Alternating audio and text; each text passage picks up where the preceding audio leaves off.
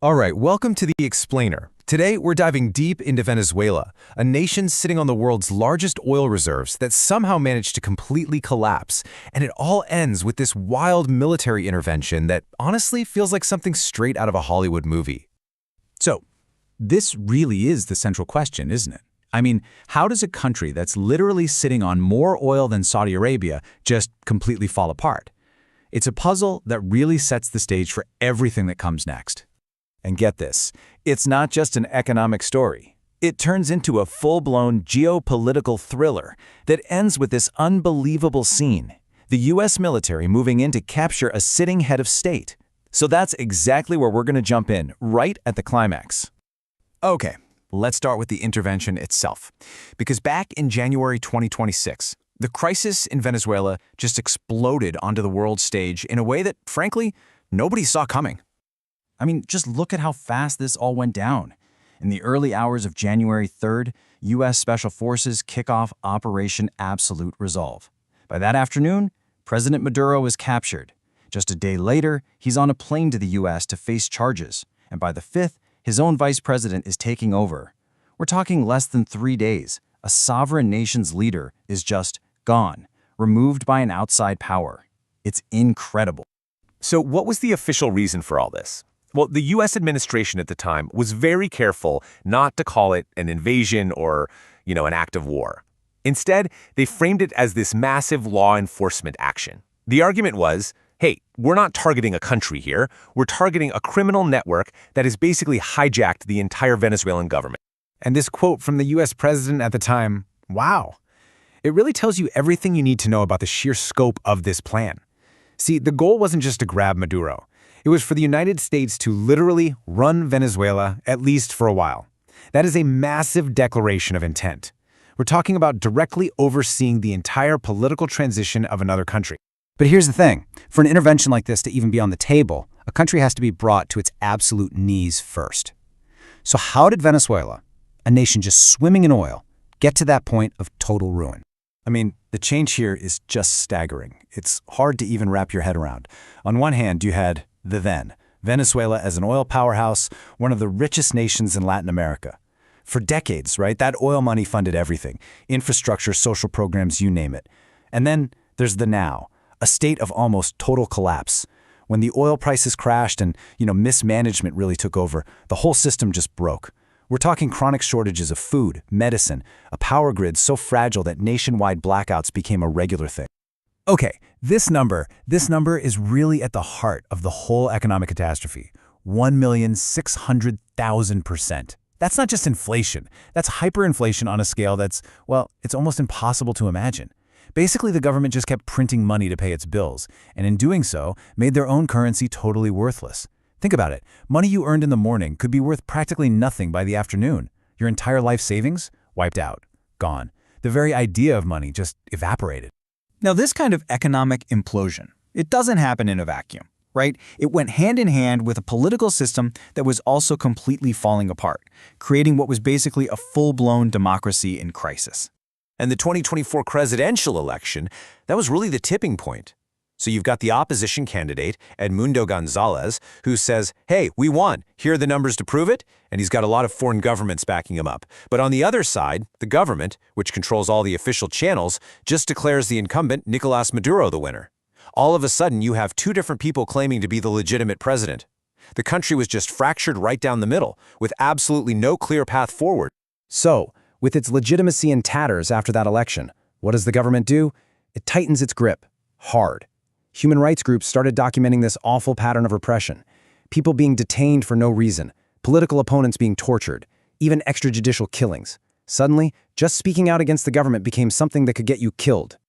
So, what happens when a country's economy completely fails and its political system just collapses? Well, the result is what you'd expect: a human catastrophe on an absolutely epic scale. And this really gets to the heart of it. Just ask yourself, what would it take for you to leave everything behind, your home, your family, your entire life, and just walk into the total unknown? Well, for almost 8 million people, the situation in Venezuela was the answer to that question. And that answer is this number right here, 7.9 million.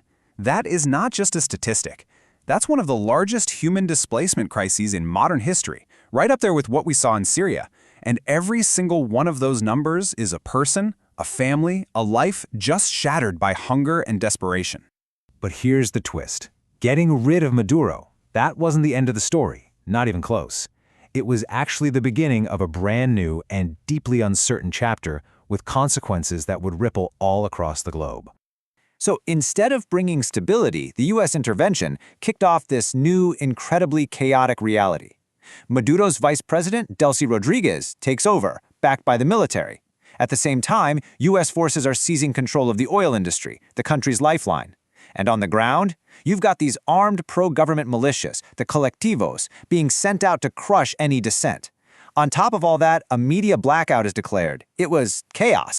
And as you can probably guess, the rest of the world was immediately split right down familiar geopolitical lines.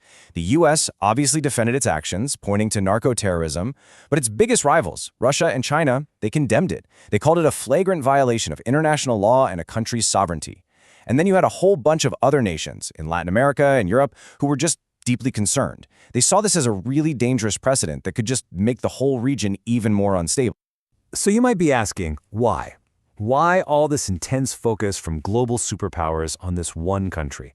Well, it always comes back to this number, $303 billion. That's the number of barrels of proven oil reserves in Venezuela.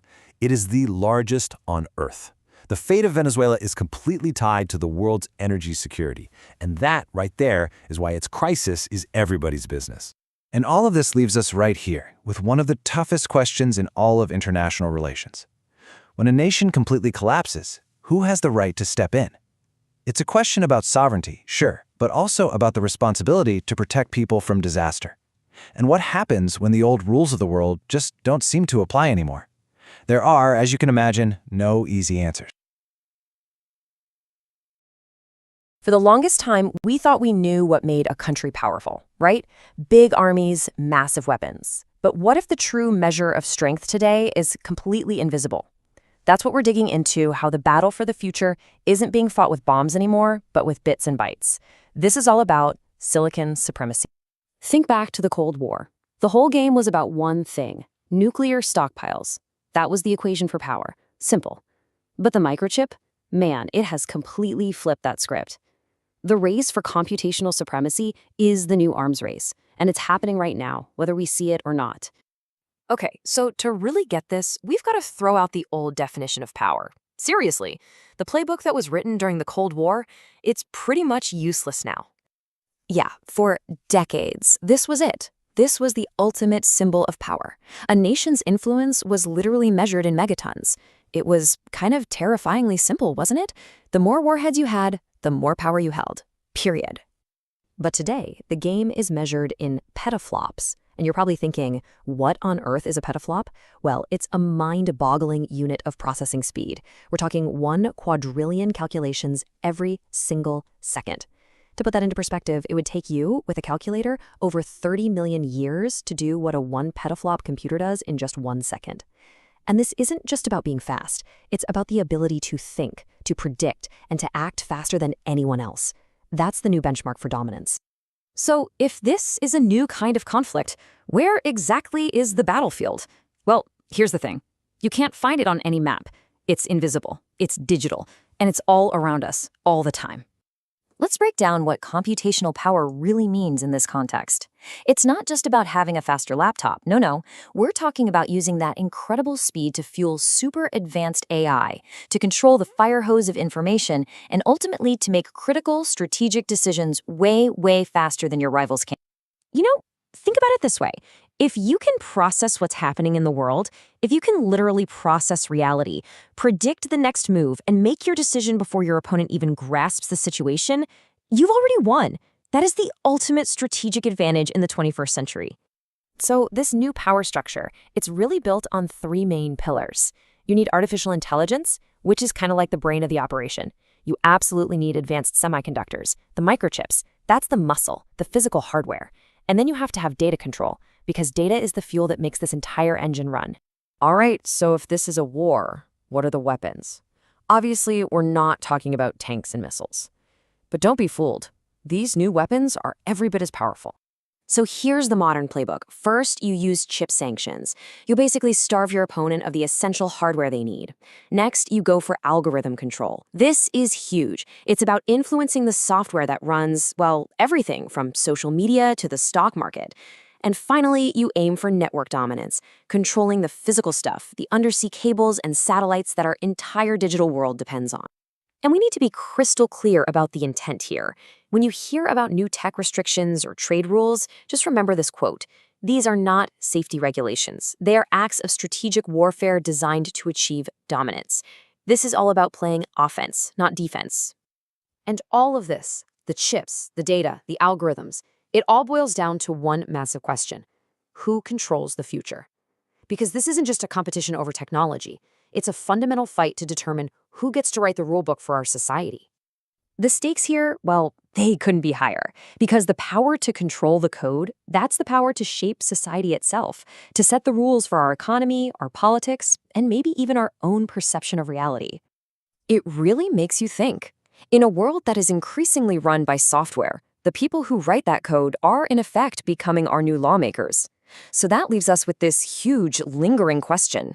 If code is the new law, who are the new lawmakers? And who holds them accountable?